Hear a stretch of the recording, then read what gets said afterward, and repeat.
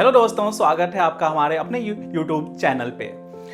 दोस्तों, किसी भी कॉम्पिटिटिव एग्जाम की प्रिपरेशन करने से पहले हमारा एनसीईआरटी का बेस क्लियर होना काफ़ी ज़्यादा ज़रूरी है।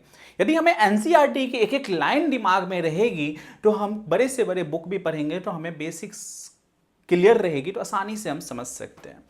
इसीलिए मैं सीरीज लेके आया हूँ क्लास 9th और 10th की एनसीईआरटी की बुक। उसमें हम एसएसटी की पहले पॉलिटिकल बुक को पढ़ेंगे और उसको समराइज करेंगे कि क्या क्या दिया हुआ है।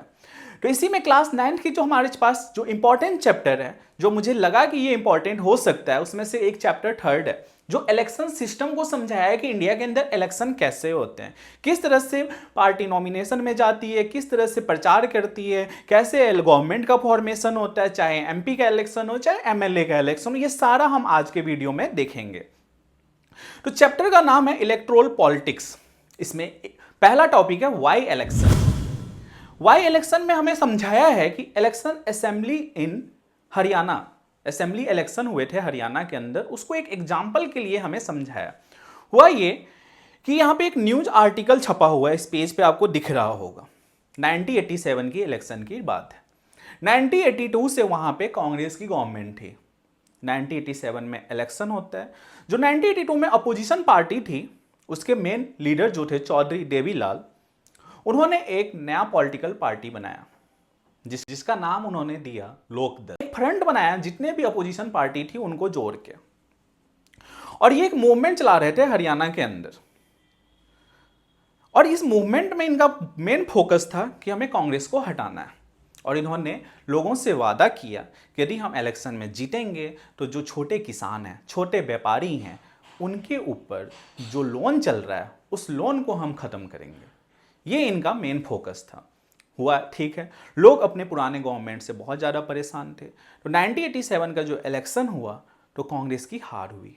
टोटल 90 सीट्स में से 76 सीट ये अलायंस ने जीता, जनता दल प्लस अलायंस जो थी इनकी।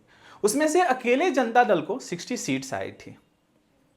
जो एग्जिस्टिंग सीएम थे, जो करंटली सीएम थे, उन्होंने अपनी रेजिग्नेशन दिया गवर्नर को, और गवर्नर ने न्यू गवर्नमेंट को इनवाइट किया कि आइए हम सरकार बनाते हैं। और फाइनली इन्होंने गवर्नमेंट बनाई 1987 में। 4 साल तक इनकी गवर्नमेंट रही, बट फिर से री इलेक्शन हुआ 1991 में और फिर से कांग्रेस की सरकार बनी।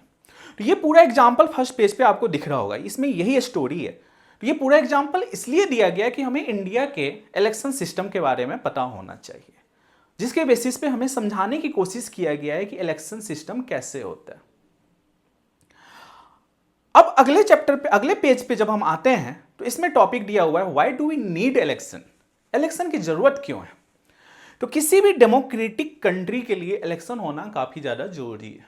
इलेक्शन वह मैकेनिज्म है जिससे हम अपने रिप्रेजेंटेटिव को इलेक्ट करते हैं।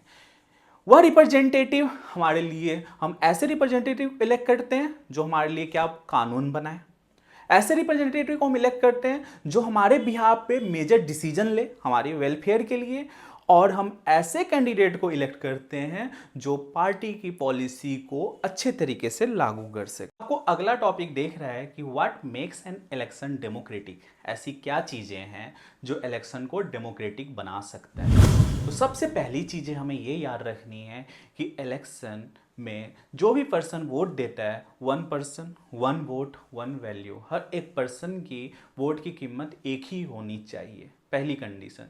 दूसरी कंडीशन कि election free and fair manner में होनी चाहिए, ईमानदारी तरीके से। थर्ड कंडीशन कि हर एक पॉलिटिकल पार्टीज और कैंडिडेट को इलेक्शन में लड़ने का मौका मिलना चाहिए। तो ऐसे कंडीशंस को हम बोल सकते हैं कि इलेक्शन इज ए डेमोक्रेटिक। चौथा कंडीशन कि हमें वह कैंडिडेट को सिलेक्ट करना चाहिए जिसको सबसे ज़्यादा वोट मिला है। और पांचवा कंडीशन, इलेक्शन रेगुलर इंटरवल पे होनी चाहिए। तो जिस भी सिस्टम के अंदर या जिस भी देश के अंदर ये चीज़ें हैं तो इन्हीं के बेसिस पे इलेक्शन तो 100 से ज़्यादा देशों में हो रही है, लेकिन किन देशों में इलेक्शन डेमोक्रेटिक तरीके से हो रही है ये हमें समझना है। और जिन देशों में ये 5 पॉइंट हमें याद रहेगा तो इसके बेसिस पे बोल सकते हैं कि यहाँ पे इलेक्शन जो है वो डेमोक्रेटिक तरीके से हो रही है। अच्छा, अगला टॉपिक आ रहा है कि क्या इलेक्शन जो हो रही है देश के अंदर, किसी भी देश के अंदर, तो क्या ये पॉलिटिकल कंपटीशन सही है? Is political competition is good? तो आप बोल सकते हो कि हाँ देखो, पॉलिटिकल कंपटीशन होगा तभी तो पार्टियां आपस में ये सोचने को मजबूर होंगी कि हमें जनता के लिए ज्यादा से ज्यादा काम करना है। गुड तरीके से आप ये बोल सकते हो। लेकिन मैक्सिमम पीपल ये सोचते हैं कि पॉलिटिकल कंपटीशन से आपस में लोगों की जो ब्रदरहुड होती है, फ्रेटर्निटी होती है, वो खराब होती है। फेडरलिज्म जो है वो सिस्टम खराब हो रही है। वो कैसे? लोग आपस में, आप आए दिन देखते होंगे कि इलेक्शन होती है, लोग आपस में लड़ाई करने लगते हैं। वो उस पार्टी से देखा होगा कि अच्छा ये बीजेपी, ये कांग्रेस, ये दिस, एग्जाम्पल के लिए आपको समझा रहा हूँ। तो इलेक्शन के टाइम पे आपस में ये लड़ने लगते हैं। तो कई बार अच्छे लोग जो इलेक्शन में जाना चाहते हैं, पॉलिटिक्स करना चाहते हैं, वो नहीं जाते हैं कि हमें इस दलखल में नहीं पड़ना है। तो इस सेंस में हम बोल सकते हैं कि जो पॉलिटिकल कंपटीशन है गुड नहीं है।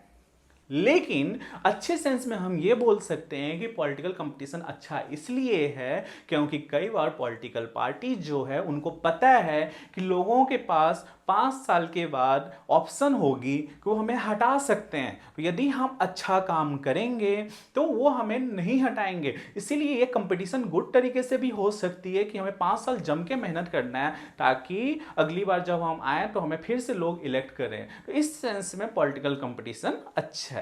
तो आज के वीडियो में हम ये समझे कि 2 टॉपिक हमने किया कि व्हाई इलेक्शन और why do we need a election, और is political competition is good और बैड। अगले वीडियो में हम देखेंगे कि इंडियन इलेक्शन सिस्टम कैसा है, इंडिया के अंदर इलेक्शन कैसे होता है। तब तक के लिए thank you and have a nice